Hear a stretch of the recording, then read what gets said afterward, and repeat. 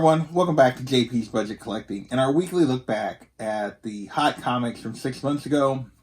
This week we're looking back at the hot comics from January 24th, 2020. I'm recording this on July 24th, 2020. As always, this list is about trying to look back at what made these comics hot, trying to understand what those factors were, how they've done in the 6 months since, whether we'd be better off being patient or chasing those books. Generally patience, but we'll get into that. As always, we're looking at the CBSI Hot Top 10 and the Key Collector Comic.com Hot 10 Comics. I look at both lists. Usually that gets me between 15 and 20 books. This week we're 16, I think. This week we also have reached the first week where I did the cash or trash videos. I did those for about 2 months before I just kind of ran out of steam because it was just a little too much. I may try to do those again. Because it was a lot of fun looking back and seeing what I predicted and how I did. So we'll also throw that little bit of information in as well this week. So without further ado, let's get into this week's list and see how these comics did 6 months later. First up, we have Fear Agent, number 1. This was optioned by Amazon. And basically this $10 to $15 book up to a $40 to $60 book. I predicted that this was a bit of a trap. The result is what I would call an I'll be back. Currently now it's a $20 to $40 book, so it has come down, but it's maintained more value than I expected. So I would give this, and I maybe underestimated this book a little bit. Although I will say it dropped all the way to actually a $10 to $20 book at one point back in early May, late April. But it's kind of crept back up a little bit. So it's definitely down, but it's hasn't been any real news on this option since. But still maintaining pretty decent value, just not near what it was when it was super hot. Next, we have The Rift, number 1. This hit the list because it was known that it was going to be maybe the first episode of the new Amazing Stories show for Apple TV that Steven Spielberg was connected to. But it was also that it was just going to be a single episode. And back then, this book was going for 20 plus. 9.8s were going for 125. Now it's a cover price book, and a 9.8 is going for 40. So definitely down, and definitely living up to what I said 6 months ago, which was this was a dumpster fire. That it was one episode. As soon as that episode aired, there was no value here, and that's kind of what's happened. So, unfortunately, this book is definitely dropped back if you chased it. Hopefully, you were a little patient on this one because you can get it for cover price now. Next, we're going to move away from option and TV show stuff into comic buzz. First up, we have Batman Beyond number 40, and this is the reveal of Elena Grayson as the new Batwoman, or as Batwoman Beyond. Back then, this book at release was going for 15 plus. Now it's a $5 to $10 book. 9.8 could be had anywhere from 30 to 60, so it's definitely dropped back. I considered this a trap. I think it, and I would say that I was right on this. And it's really because these reveals rarely are the issues that hold value. It's the first appearance. That's why I thought it was a bit of a trap, because this was just the reveal where we got the information, but she'd already appeared both as herself and as Batwoman Beyond. Those would be the books I would think you want. And that leads us into our fourth book on this week's list, which is Batman Beyond number 25. This is the first appearance of Elena Grayson. Back then, this was it was a $25 book. I called this an I'll be back. Like, basically, I thought, after the hype and buzz comes down, you'll be able to get this for a little bit cheaper. Still a solid book. That's kind of where it's sitting right now. It's in that $15 to $25 range, so down just slightly. 9.8 can be had for 70 to 90. This is pretty condition sensitive because it is a foil cover, but still a good book. And now might be the time to, if you want to invest in some of these, this particular Batman Beyond character, now might be a better time to do it than 6 months ago. Save you 10 to 15 bucks. With that, our next comic buzz is Web of Venom, The Good Son, the 1 in 25 variant. There's no actual first appearance here. This was just a new title, and I don't know if this was everything. Venom, Donny Cates has been super hot with Dylan and Noel and I forget what the name of this particular symbiote is at the moment, but all of this has been super hot, and this book was going for $30 to $40. Not quite doubling up ratio, but significantly over ratio when it first released. Didn't find it to be that cool of a cover necessarily. There was no first appearance. So I kind of considered this to be a trap. Still going for 20 to 25, which is, right around ratio. So down, but maybe I should have been a little easier on this one and said I'll be back. I still feel like book is probably going to regress a little bit more, but everything Kate's and Venom, like I said, has been hot, but there's just no first here. So I still think it's holding at ratio, which is pretty good. But I think probably additional regression is probably coming here, but that's just me. Next up, we have Atlantis Attacks, #1, the Ji-Hung Lee 1 in 50 variant, and this is our pure cover for this week, the only true just cover that hit the list.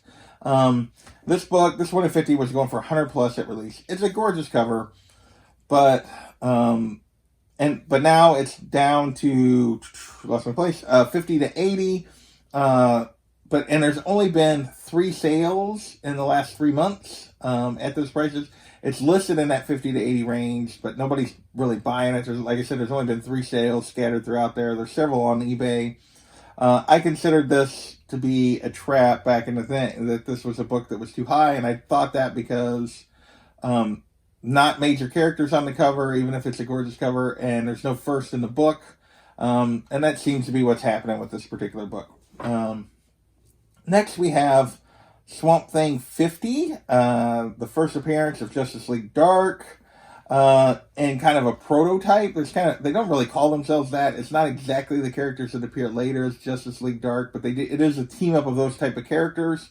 So it's kind of the first. There's a little debate there. But anyway, people were jumping on this book because there was rumors of a Justice League Dark movie. That again, for the 10th time in the last decade, I think there's been rumors of a Justice League Dark movie.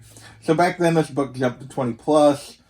I called this, a trap, and I would have been right a month ago. As it was down to, about a month and a half ago, it was down to about a $10 book. But right now it's back to a $15 to $30 book, and that's because we've had additional rumors recently that J.J. Abrams is still behind this, that this is supposedly still coming. So it's jumped back up into that range. So at a 6 months level, you have to say it was kind of more of an I'll be back than a trap, that you had a window where you could have got it for cheaper. Now it's back kind of at that same value. Similarly, we have Justice League Dark #1, which is the first Justice League Dark in name. The first time they used that name, they used it in the title. And so debate on whether this is maybe technically the first team appearance. This one was also going for 20 plus. 9.8s were going for a little over $100 back 6 months ago. This also dropped to a $10 to $20 book. And now it's back up to a $20 to $30 book. 9.8s have been steady around $100 this whole time. And I consider this book really has been pretty steady. I called this an I'll be back. I stand by that. You can snag it occasionally for less. Kind of just a patience on this book and find the right window. Right now we're again in a window where there's active rumors. With that, we're going to move on to Star Wars Knights of the Old Republic, #9. This is the first appearance of Darth Revan. Back then, this was a $30 book. Now it is a $30 to $200 book, raw. Mostly around $100, but there's sales on both extremes, and it's not always condition related. 9.8s of this are going for $300 to $400, so this book is definitely up in the last 6 months. And this is just a big whiff by me. In terms of, I'll probably have this on several weeks that I did the cash or trash, where I was basically calling most of these Star Wars books I'll be backs. I really didn't think there was a rush to chase after these, but people the Star Wars spec has went crazy in the last 6 months, with the knowledge that with Disney is going to start trying to expand into other aspects of Star Wars. People are speccing on all of these books. It's went crazy, so technically over the last 6 months, this should have been a straight cash only kind of book when I made the prediction, or when I reviewed it.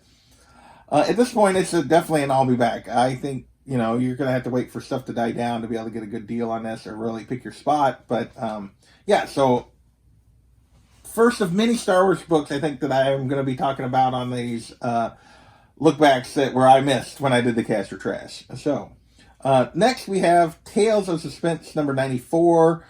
This is the first appearance of MODOK, and this was hitting the list because of they were announcing an animated show on Disney. I don't know if this is going to be on Disney Plus or Hulu. I honestly am not sure about that because it is kind of my guess is it's going to be on Hulu because it's an adult, kind of like the Harley Quinn cartoon. It's going to be an adult-oriented cartoon. So I don't know if Disney's really going to want that on Disney Plus, but I'm not 100% either way on that. And back then, mid-grade copies raw were going for 40 to 60, and 9.8 was going to 3 to 400. Now this is mid-grade, still going kind of 40s, 70s range. Higher grades are going for 100 plus for raws.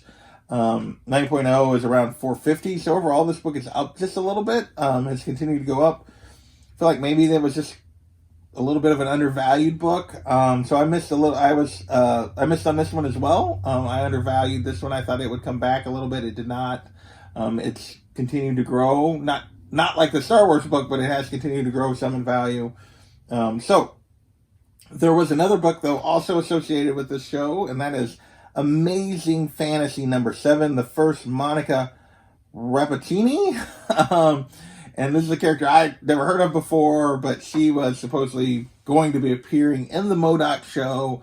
It was a character that had been cast to appear in this cartoon.